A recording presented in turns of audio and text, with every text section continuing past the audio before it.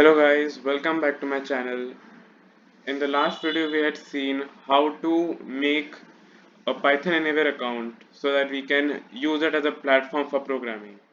So today we are going to make a new file. So for that on the dashboard you will have in the option recent files you will have this option open another file. When you click on this you will get this dialog box where you need to name your file. So we'll first follow what is written already slash home slash taskmaster whatever your username is, and that in the background is just there in the background, it's not actually written, so you need to type this part. And then after you've done this you will give the name to your file. Here I'm going to give it the name session1. Then after giving the name you have to give the extension .py. This is important as it tells the computer that what had this to be treated as. So now we'll click on new file and you will see that we have this. So now this, when you click on run once, you will see that there's this white portion and this black portion where there was something written in the beginning. So this white portion is called the editor. This is where you write your program. And when you write your program and you run it, this is where this black area is where it is executed. So for this, we'll start with a simple, very simple program, which is print. Wait. Oh, so my cursor was actually in the execution box. So we'll click on the white portion and we will type print all in small caps because Python is a case sensitive program. So if this would have been capital P, this would have become wrong. So these are called keywords. Print and many other words, these are called keywords that have a specific meaning to the editor. The When you write print, it means that after that whatever you write in the parentheses will be executed as output in the black box. So after you write a print you need to give open a bracket, double quotes, and then write whatever you can write. Hello, this is my first program. So after this you close this, and then after this you run your program. So this is how it comes. This is the output. It's saying hello, this is my first program. So that is what the print function does. This is a function. So means after writing this, whatever you write in the brackets, according to what the function does, it will give the execution. So you have written a print. So this you have double quotes on both sides representing that this is the part that has to be printed. But what if you want double quotes in the thing that you have to execute? So for that you do one thing, you press enter. On the next line you write print again, open the bracket, put the double quotes, and after that you have to write, I'm going to write a sentence to put something in quotes. Name is. Now after this, if you were just to put a double quote here and write, for example, Haldiram as an example, now this will be out of the quotes because according when the editor reads this, according to it the text part has ended here. This is something else that you're writing. So that the program doesn't get confused, there's another thing you do. You put a backslash.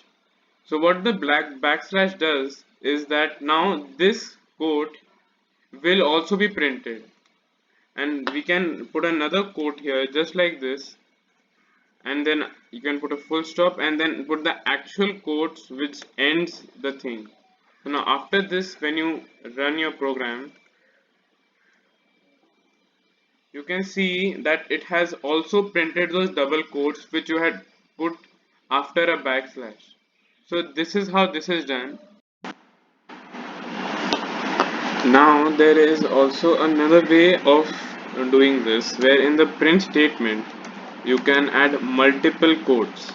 So you do this by first adding one quote, and then this, then you put a comma and you continue adding more quotes.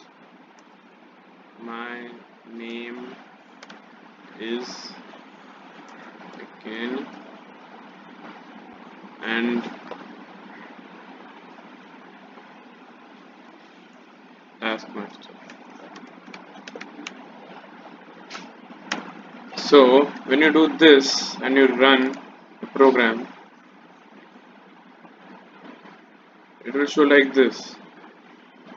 Now this is showing space, but what if this was a list of items? For example, I write uh, juice, fruits, veg, vegetables. For example, this was a grocery list for you. Now, grammatically, it won't make sense if it is just like this, if there are no commas. These commas are separating these quotes, but this means something else here. It is when you add this, it executes the sep value. I'll show you here the sep value. So this is what the value of this decides what happens between this and this quote when it is separated by a comma. So the original value of sep is space, which means a one white space between two quotes. So I'm going to add a comment here, which you do by adding a hashtag, and whatever you write after this hashtag is going to be a comment. Now comment is something that the editor does not take care of. If anything is after a hashtag, the editor will not do anything with it. It is a non-executable part of a program. So I'm just going to write original step value is space. And this is why in the previous print statement, when I had no spaces inside the quotes, the whole sentence still had its spaces because the original value of this sep was space. So, but you can even change this sep value. So, like after you have put your whatever you want to execute, after that put another comma, write sep equals to, and then after that inside quotes you can add whichever thing you want in place of a space. So here I want a comma and a space to make it grammatically correct. So what this will do now is after every quote is going to add a comma and a space. So now when we run this again, you will see now that instead of just spaces they have their commas here. So this is the sep value, and after that there is another thing called end value. So I'm going to write here just I am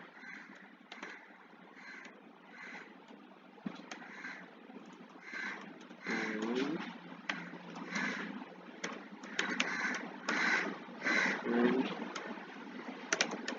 when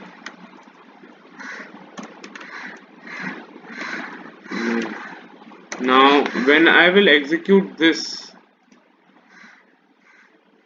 it will, oops, I made a mistake here. So now see, this is what you call a syntax error. Syntax is the rules on according to which you write a program. Now if what you've written is wrong in the execution area, it will show syntax error, and it might even be able to describe what has happened here. It is invalid syntax because I didn't open the bracket. So now when I will run it, it will show I am Iron Man in 4 different lines. But this can be overcome by changing the end value. Like we have the sep value, there is also an end value is which executes when you print a statement on the new line in the editor. So the original end value is this. This means going to a new line. So this can be changed. So these things you put under single quotes, they're taken as have a completely different meaning.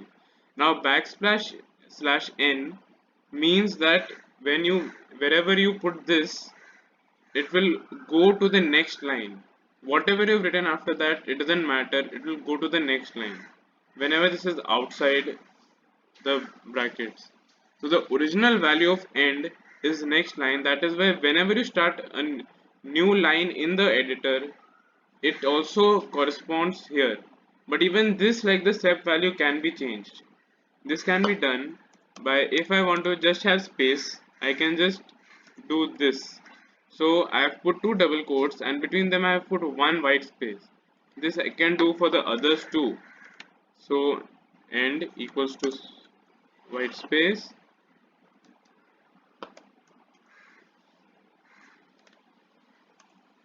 The end and sep values are similar in many ways, the only difference is where they are executed. So sep value is executed between commas within the same print statement, but end values are executed after every new line. So I'm not going to write end here because it doesn't not make sense to put a space after the last word.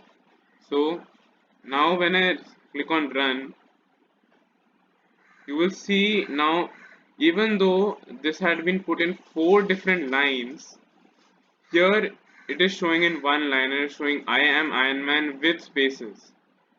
So this is how you can, here not only space, you can put any symbol whatsoever. You can and symbol, brackets, minus, plus, comma, colon, semicolon, anything can be made the end value, and anything can be made the sep value.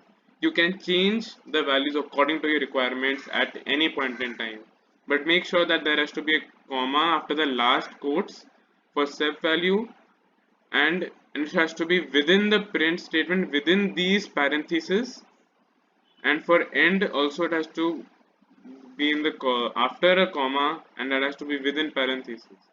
You need to be careful about this, otherwise it will show syntax error, and maybe you might not be able to understand what have you done wrong. So this was all about print statements today, the most basic function I would say in Python or in any language for any programming language for that. So this was today we were working with how print statements, and I have some questions for you which you can practice. So these are 2 questions. The first question is, write a one line program means the whole program should just be one line of code. It shouldn't go to another line. It should be just be one, no two or three. A one line program which prints the multiplication of numbers by typing multiplication sign only once in the whole one line program. So means in that whole one line the multiplication sign can be only typed once. You cannot type in multiple times. So I have also given an example for that, how will it be shown. And then another question is, write a program to print a list of prices and dollars. So like $2, $5, $6, $100, like that, putting each price value in a new print statement. So each price value has to be printed on the code to be given is to be given for to be a new line for every price and a new price, and such that the dollar sign isn't in the main double quotes. So means the double quotes in which you're giving the value, it shouldn't have the dollar sign. It has to be given separately. It has to be separately mentioned. An example of how it will be executed is, oops, I pressed caps lock. Example, it has to be like this. Then you can even, no, you just keep spaces, or you can even add commas if you like, and like uh, dollars, any random value, again, just, yeah. So this is how your program should be executed. You can click a screenshot of this and you can try this on yourself to understand basically what this is all about. So this was the end of this program. I hope you have understood everything and I hope you will try these questions. It's for your own betterment, it's for your own help. Please do programming, I insist. And see you in my next video. Please like and subscribe to my channel for such more amazing videos, and also for videos in the gaming, cooking and craft sections. So see you next time. This is the Taskmaster signing off. Bye.